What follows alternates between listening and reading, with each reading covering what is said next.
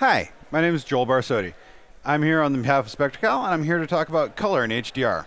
I'm the head of advanced color research at SpectraCal, so I've spent quite a bit of the last year investigating the HDR topic.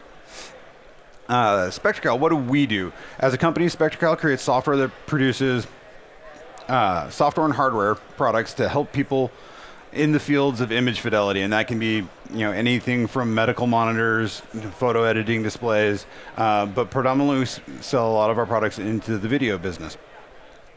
And in the video business, the new topic is HDR. And so first, in order to understand all of the different topics and challenges in delivering HDR video, it's good to get our arms around what HDR is to begin with. And the simple explanation, of course, is it's high dynamic range. It's expanding the range of the video beyond what was previously capable of doing. So particularly, displays have always been decent at producing decent black levels, but as technology has developed, we've been able to now start pushing the high end to get brighter and brighter. And so the content delivery mechanism is something where we haven't been able to push the range, and a lot of times people like to talk about how much dynamic range you can in stops. And so a camera, for instance, oftentimes a nice red camera can capture something like 14 stops of dynamic range, and film was similarly capable of capturing a high number of stops. But when it came time to deliver the content, we had to force it down into a small little pipe to deliver it to a consumer TV that could only produce 100 nits and only could produce around 6 to 8 stops of dynamic range. And so HDR is opening up that pipe at the consumer end to enable to produce brighter, more vivid images. And the thing about HDR is that the picture it produces is great. It is something that consumers can actually see when they walk into a store. The brighter images and vivid colors that it produces really captures people's attention, and is something that, when you look at the difference between a standard definition TV and a high dynamic range TV, you want to take it home. And because of this, we've tried to see 4K TVs, 3D TVs, and as a consumer, most people just didn't feel the urge to want to take that home more than a standard traditional TV. So once the manufacturers got a hold of what HDR is and the benefits that it brings to the end user, they quickly jumped on the topic and began, trying to figure out how they could, as quickly as possible, implement this and start selling it as quickly as possible so that they can, move TV boxes. And so what we've seen here with HDR is that it's sort of unprecedented how quickly this technology has been brought to market. Dolby had been working on it for quite some time, going back into the early 2000s even, but they were not able to bring it to market. And as soon as other people found out what Dolby Vision was doing, when Dolby Vision had the technology fully baked, everyone scrambled to get it released. At the heart of what Dolby invented is a new EOTF. The EOTF is an electronic optical transfer function. It's how we take the digital bits that are encoded on a disk and turn it into light that we blast out of the TV. And so up on the screen we have like a traditional power function for like a 2.2 gamma, and then the blue one is the EOTF.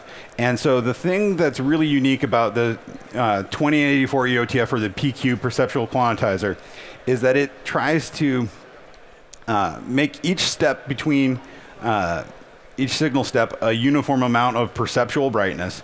And the way that they figured out how to do that was by fixing the range stop. So 0% signal is supposed to produce pure black, and 100% signal is supposed to be 10,000 nits. And so you can see that like at around 50%, it looks like we've hardly come up off of the floor, but that's actually about 100 nits, or what a traditional signal ramps to. And so what this gives us is the able to do is, about half of the signal space is used for the SDR portion of the content, and then the second half of that is what allows us to go from 100 nits all the way to 10,000. And so the thing is, we talk about 10,000 nits and Dolby's Pulsar with 4,000 nits, and people get this perception that HDR is all about producing blindingly bright, highlights and, sparks and fireworks and things like that. But from my perception of what I've seen with all of the HDR displays, the thing that really pops is the colors, actually. Because with the way that additive color mixing works, blue is something like only 7% of 100% white in D65. So that means that you can only produce 7 nits of pure blue with SDR TV. Now, if you have a 2000 nit TV that's 20 times brighter, now all of a sudden you can produce, anywhere up to like 140 nits of blue. And so you're able to produce these really vivid colors that just aren't capable unless you have all of the headroom that HDR provides. And the other thing that's being paired with HDR is also the wider color gamut. So as we're moving to HDR, we're also moving from the Rec 709 color gamut to the Rec 2020 color gamut, or BT 709 to BT 2020. And so BT 2020 is almost more of a packaging container at this point. It involves pushing the content way out to use basically lasers to produce red, green, and blue. They're monochromatic. You need a single wavelength of light to be able to produce the primaries for Rec 2020. But it enables us to go on and use P3-based monitors that are the same level of color volume that we're able to produce for cinema and create content for the home with that. And so now for the first time, you're really able to get, 4K, DCI wide color gamut, and we've now got the benefit of all of this headroom to produce these really vivid colors. And so the combination of all of these are producing a truly compelling end product. But the trick becomes, how does this all work with an absolute EOTF that we can capture up to 10,000 nits in signal? What happens when that signal hits a lower capable TV, and what happens if the TV can't do the DCI P3 gamut, but it's set up to be able to work with HDR? Well, that's where metadata comes in. And so metadata is the thing that really makes HDR work.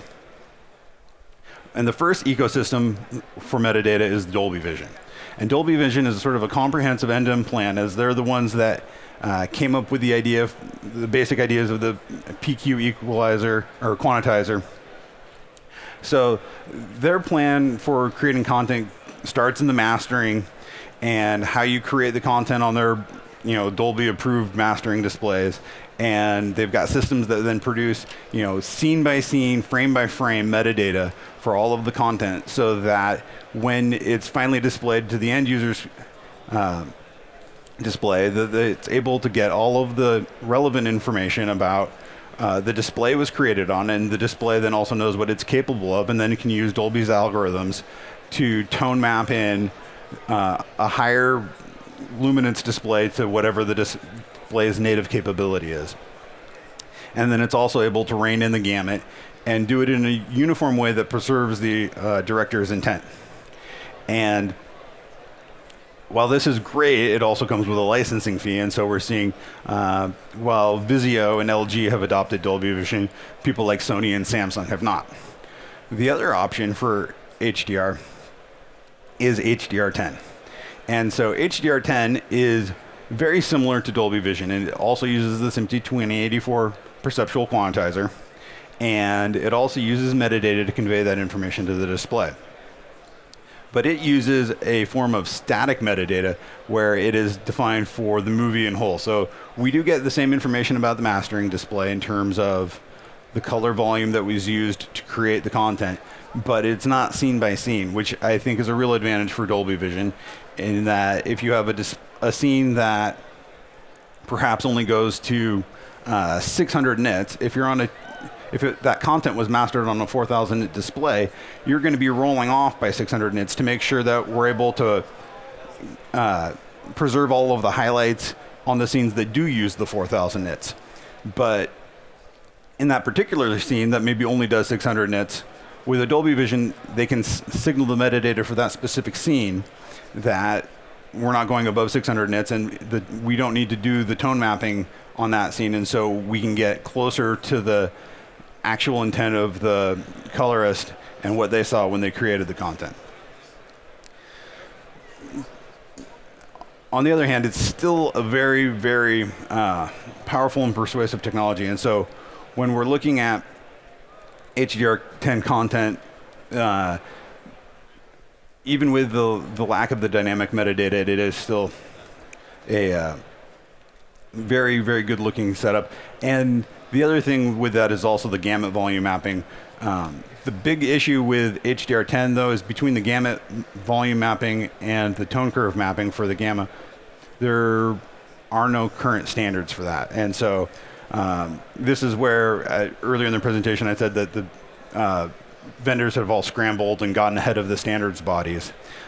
With Dolby Vision being sort of its own separate ecosystem, it didn't deal with any of the standards bodies in order to get its product to market.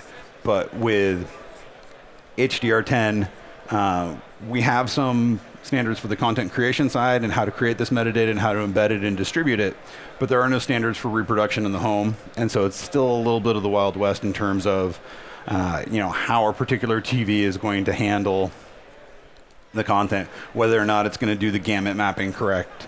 And so that's one of the places where SpectraCal is hoping to sort of take a lead and provide tools to be able to quantify the displays and show what they're doing. So if we don't know what, because for the most part we do know that, if a display provided metadata says that the mastering volume is lower than the consumer display's target volume, that we should be able to reproduce that content without any mapping. And so with our tools, you're able to go in and take those kinds of measurements and find that, how the display performs. What is it doing with its gamut mapping? How quickly is it rolling off as, we transition from white to, flesh tones to fully saturated reds. So these are all, things that are currently being worked on, and the ITU is working on a new HDR spec that hopefully will bring some clarity to it, as well as providing a EETF, which is the tone mapping curve that Dolby has is being referred to as an EETF, or electrical to electrical. So remapping the signal before it goes to the EOTF for display. And these are sort of just some of the general basics of the issues. And then when you begin to dive a little bit deeper, you get into the issues of how do we actually signal the displays to go into their HDR modes? How do we put the metadata onto an HDMI stream? How do we get it into the display and be able to quantify all of these things? And that's one of the things that SpectraCal has worked hard on, making sure that there's pattern generators and other pieces of equipment that we can use to get HDR all the way from the content creation side to the content delivery side. Because on the creation side, it is relatively simple. If you can get a display that you can force it into HDR mode, then you can force the display into HDR mode and simply calibrate it like you would a traditional display. You'd calibrate it to the SMPTE 2084 curve, and you basically start where the display's black level is. So if the display has a black level of 0.01, then that ends up being something like bit level 80, and everything below bit level 80 in 10-bit land would clip. And then you'd follow the SMPTE 2084 curve precisely up to the peak display luminance. So if that was 1,000 nits, that'd be roughly about 80% of the signal. Then you get to 80% of the signal and you'd clip. And because we now have the ability to do basically any gamut volume we want, we can just simply put the display in native and use it as wide as we can. Then we track all of that information, put it into the mastering metadata, and we're able to take that content and deliver it. And then we get into the issues of, well, then how is this supposed to be reproduced on the display with a smaller color volume? And so those are the basics of HDR that I was hoping to go over. And for more information, you can visit our website. We've got a paper up called HDR Demystified, and it covers in depth a lot of the topics we discussed, including the different bit depths of Dolby Vision, for instance, is actually a 12-bit signal versus HDR10 is only a 10-bit signal, which depending on the luminance range of the display can actually make quite a bit of difference in being able to keep all of the banding and perceptual information down. And things like how we signal the metadata. And that's basically all I have. And I don't know if it's possible. Can I take questions? Do we have any questions from anyone in attendance? All right. Well, I think that that's really all I've got for today.